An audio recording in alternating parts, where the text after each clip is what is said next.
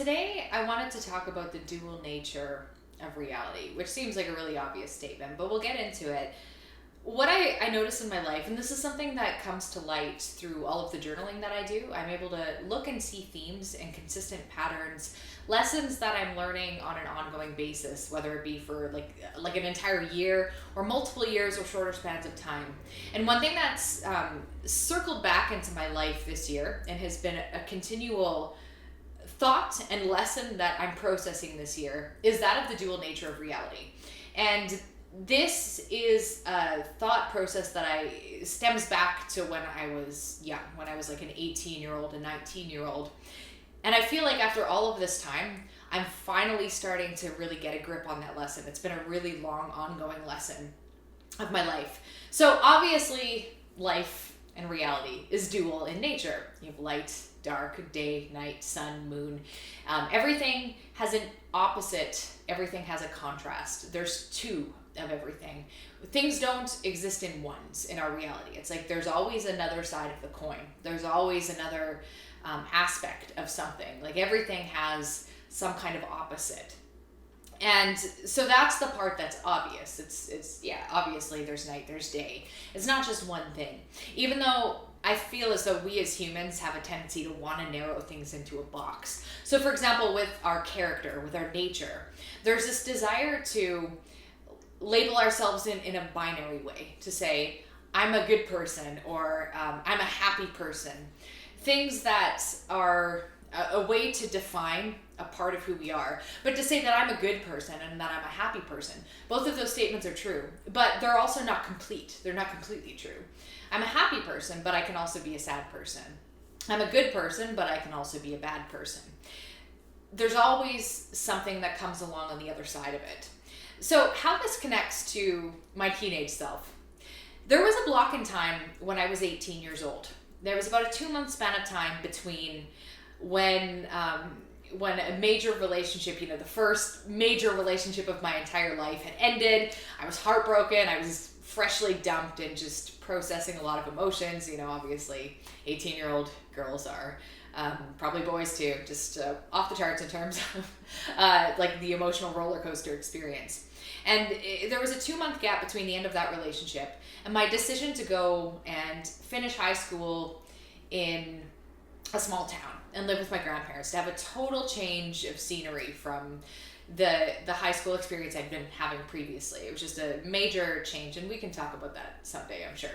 But anyway, in this 2-month gap of time, I have a big notebook that I filled up entirely. I was doing a ton of journaling, just processing a ton of thoughts. And when I've looked back on that journal, one thing that comes up over and over and over again is this line of questioning in a whole bunch of different forms that goes something like, am I a good person? Am I a bad person? Am I good? Am I evil? Am I light? Am I dark? I was trying to identify myself. I was trying to figure out who I was. I was trying to decide.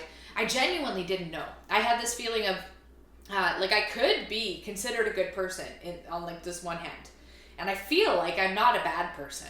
But then on this other hand, I've done these things that are like not savory. They're not good qualities of someone who has integrity. So I was demonstrating, I feel like two different people could look at me with two different perspectives. Someone with there's a siren. Someone with the, what does that mean at this exact moment? But two different people with two different perspectives could look at me, and one could say that's a good person, one could say that's a bad person. Both felt true to me at the time, but I had no ability to understand how to integrate both as being true. I didn't know how to accept both answers. At that time, it had to be one or the other. I had to be good or I had to be bad, and it was black and white. There was no gray area. It was this or that. And that way of thinking, I started to overcome as I got a little bit older. I started softening and relaxing and realizing that things aren't quite that simple. But still, this continued tendency to put myself in a box or put myself with a label of one thing all by itself, without its opposite, without its other side of the coin.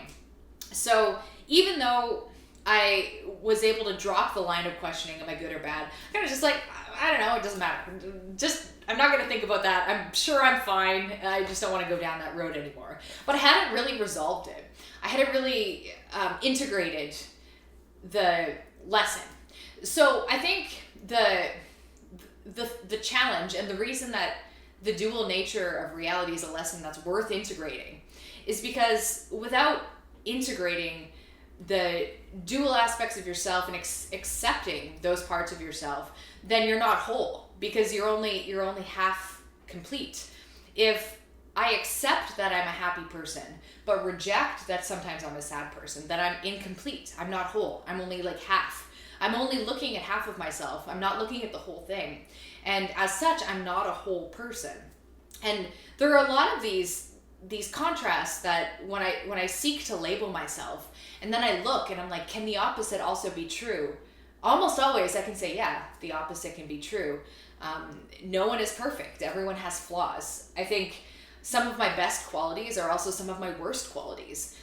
Some of my best qualities that have brought me some of the most amount of change in my life and the most amount of fulfillment have been the exact same traits that have caused a lot of chaos and pain and destruction in my life.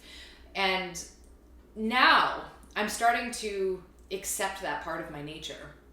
The part of my nature that's dark, the part of my nature that isn't likable, that isn't beautiful, that isn't kind, that isn't generous. But I think that by accepting that it's all true, accepting that I can be both selfish and selfless, that I can be both generous and whatever the opposite of generous is, like stingy, that I can be like cruel and kind, and on and on and on and on. Makes me feel like now that I feel like I'm really starting to accept that, I feel whole, or at least more whole. I think this is an ongoing journey and one that I'll continue to travel. But it also allows me to accept other people more as well. Because if I'm not accepting the contrast in my own nature, then I'm also not accepting the contrast in other people's nature. It would be a situation where I would refuse to see all aspects of a person. So for example, one of the relationships I was in the past, I totally had this like rose-colored glasses thing. I mean, I've done this in a lot of relationships. It's not just the one. But this one in particular, I was really deep into self-deception. I just like, this guy's the one, he's great. I was telling myself all these stories, creating this grand romance about it all, and totally disregarding reality that he was kind of, it's not a good fit for me. My friends and family didn't really like him, and there's just a bunch of other things that played into that. But I was like, I was seeing one part of him, but I wasn't seeing the other part. I was seeing the best in him, what I really wanted him to be, but I wasn't seeing him whole. I wasn't seeing him as a complete person. Just the idealized version, all of the good, shiny things. But now that I'm starting to find that self-acceptance inside of myself, I'm starting to find more acceptance of other people and their shortcomings in a way that feels genuine, in a way that doesn't feel like, okay, I really gotta work hard to overlook this crappy characteristic that you have. It feels more that I understand that people make mistakes. I make mistakes all the time. Other people can make mistakes or say the wrong thing or do the wrong thing, and it's okay. And I really feel that it's okay. And I think the result of that, of being more accepting of myself and more accepting of others, is more wholeness. And that's where I want to end today's video. I'll catch you guys in the next one.